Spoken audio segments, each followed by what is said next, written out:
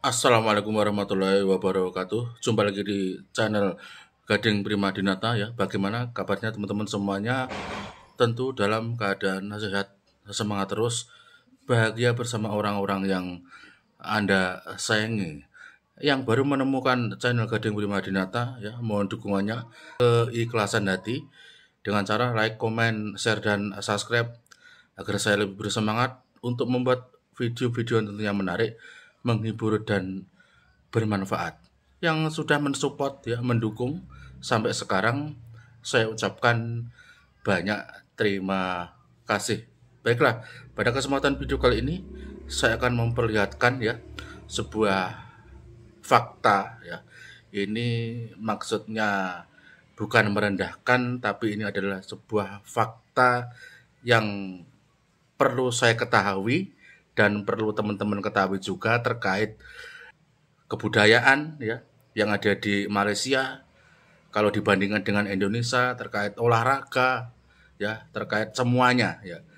Faktanya memang kalau kita lihat, kalau kita rasakan itu dari kebudayaan ya, olahraga semuanya itu Malaysia itu kalau dibandingkan, istilahnya tidak membandingkan tidak, tapi kalau disejajarkan ya, itu kalau dengan Indonesia, Malaysia dengan Indonesia itu adalah Malaysia tetap kalah jauh dengan Indonesia ya, terkait bahasa Indonesia, terkait bahasa Melayu ya, terkait budaya, terkait kuliner, terkait olahraga ya. Dari olahraga saja itu kita ya, warga Indonesia ya, timnas nasional Indonesia itu sangat pesat perkembangannya terkait sepak bola ya. Kita bisa lihat sendiri sebentar lagi dan mudah-mudahan ini nanti Indonesia akan naik ke Piala Dunia tahun 2026. Kita bisa lihat prestasi Malaysia bagaimana ya. Terkait olahraga seperti itu, terkait bahasa ya. Kembali lagi, bahasa Indonesia, bahasa Malaysia, bahasa Indonesia banyak disupport, banyak sudah diakui menjadi bahasa UNESCO ya. Bahasa yang banyak juga dipelajari oleh bangsa-bangsa seperti ya Jerman, Inggris, sekitaran Eropa dan lainnya. Ya. Sedangkan bahasa Melayu ya, bangsa yang rakyatnya sendiri saja mungkin tidak malas atau malah menggunakan bahasa Indonesia sebagai bahasa kesehariannya, tidak menggunakan bahasa Melayu yang notabene adalah bahasa resmi negaranya sendiri. Ya. Bagaimana videonya ya? Kita cek bersama-sama.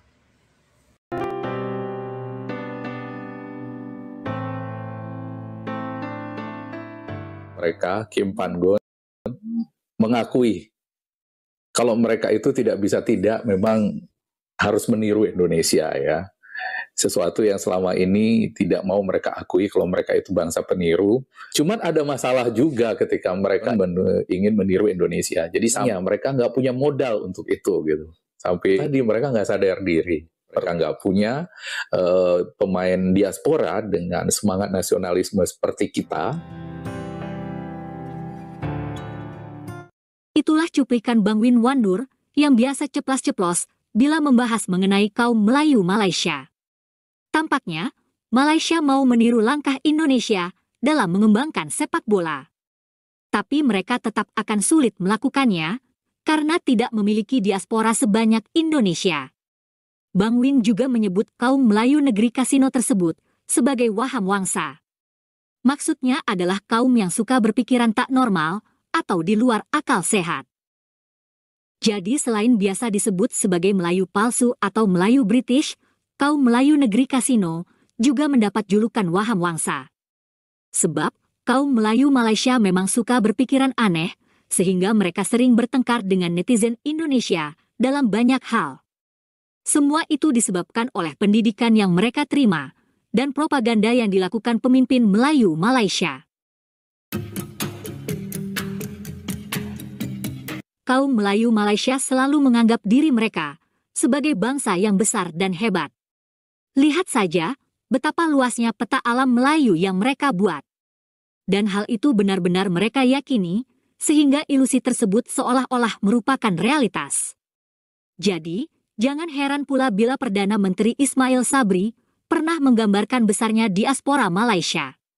Sabri, diaspora Malaysia itu meliputi Sri Lanka, Suriname, Afrika Selatan, Madagaskar, Asia Barat, Eropa, dan sebagainya. Nah, menurut Sabri, dengan besarnya diaspora Malaysia ini, bahasa Melayu berpotensi diangkat sebagai bahasa dunia. Itulah halusinasi pemimpin Melayu Malaysia, yang kemudian juga diikuti oleh kaum Melayu di negeri kasino, termasuk generasi muda mereka. Yang terjadi, Ismail Sabri itu sebenarnya mengklaim diaspora bangsa Indonesia. Karena ia dan kaum Melayu negeri kasino umumnya menganggap bangsa Indonesia itu bagian dari bangsa Melayu, bagian dari alam Melayu. Masalahnya adalah, dongeng atau ilusi kaum Melayu Malaysia seperti itu tidaklah sesuai dengan realitas negara bangsa. Dongeng itu tidak bisa diterapkan dalam kehidupan nyata. Dalam percaturan global di alam nyata, yang diperhitungkan adalah negara bangsa, dan bukan dongeng alam Melayu.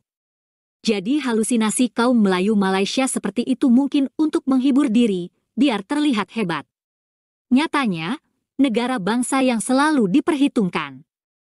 Karena itu pula, bahasa Indonesia bisa masuk UNESCO. Adapun bahasa Melayu Malaysia, jangankan mendunia, di negara sendiri pun menjadi bahasa yang tidak ada nilai ekonominya, atau tidak bermartabat sama sekali. Realitasnya pula, tidak ada budaya populer alam Melayu.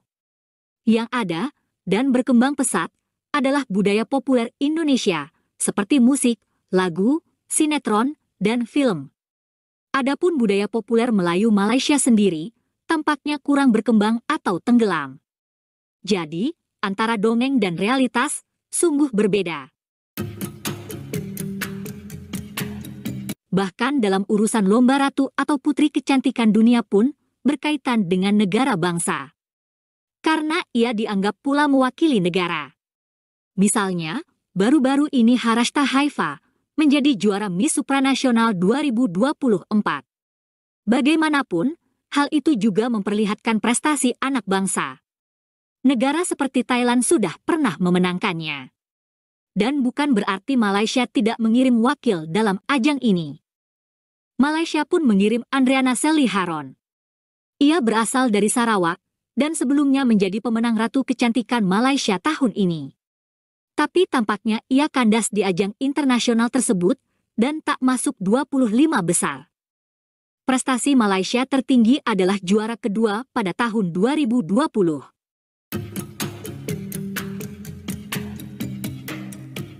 Nah, urusan sepak bola pun mewakili negara bangsa, dan bukan mewakili dongeng alam Melayu.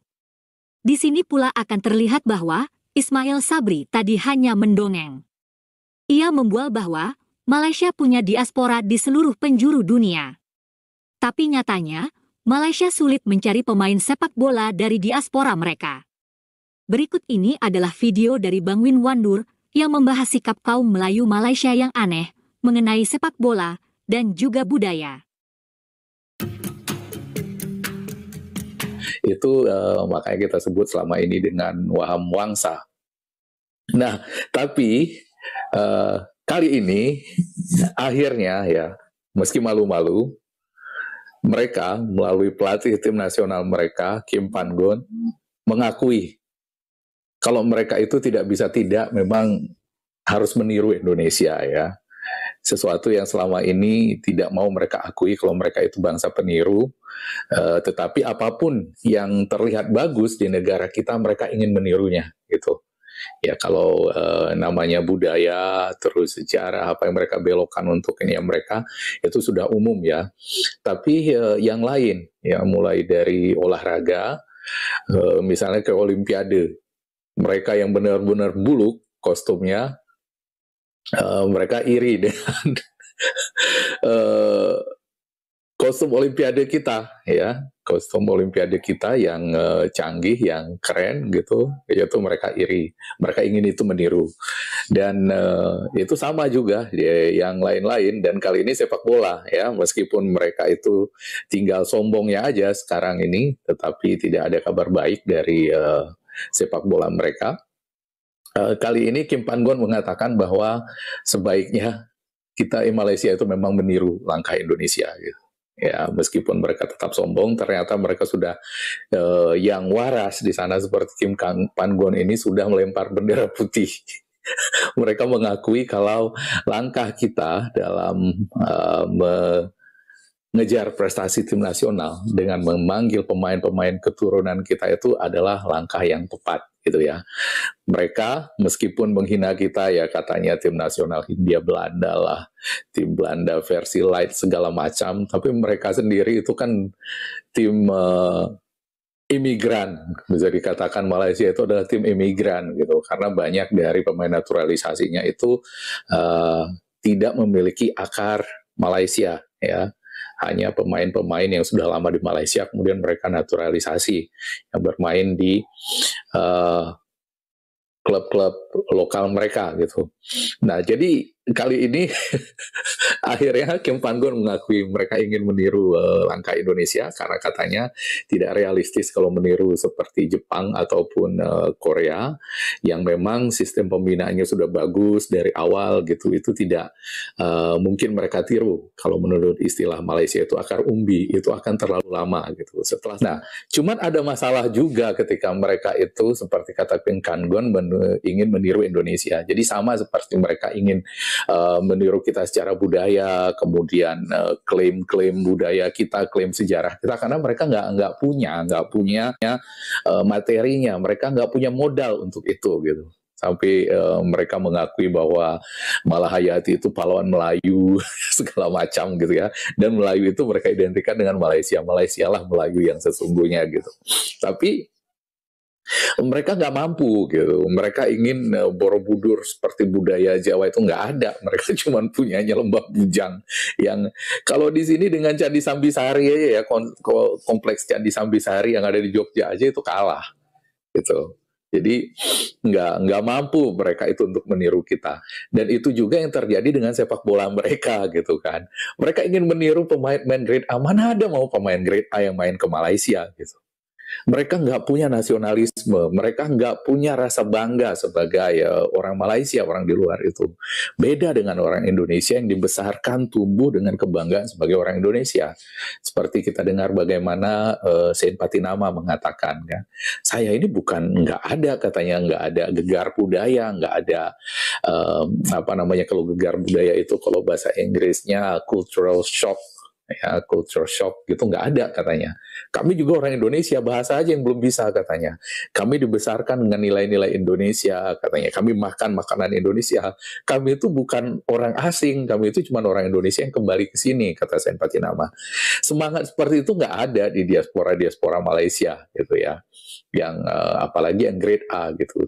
Ya meskipun Kim Pan-gon minta untuk meniru langkah Indonesia, tapi sepertinya Kim Pan-gon ini nggak begitu paham seperti apa Malaysia ini, bangsa peniru ya, yang melihat apapun yang bagus dari Indonesia itu mereka klaim, dan sekarang ketika tim nasional kita lagi bagus-bagusnya juga mereka ingin meniru langkah yang sama, tapi ya itu tadi mereka nggak sadar diri. Mereka nggak punya pemain diaspora dengan semangat nasionalisme seperti kita.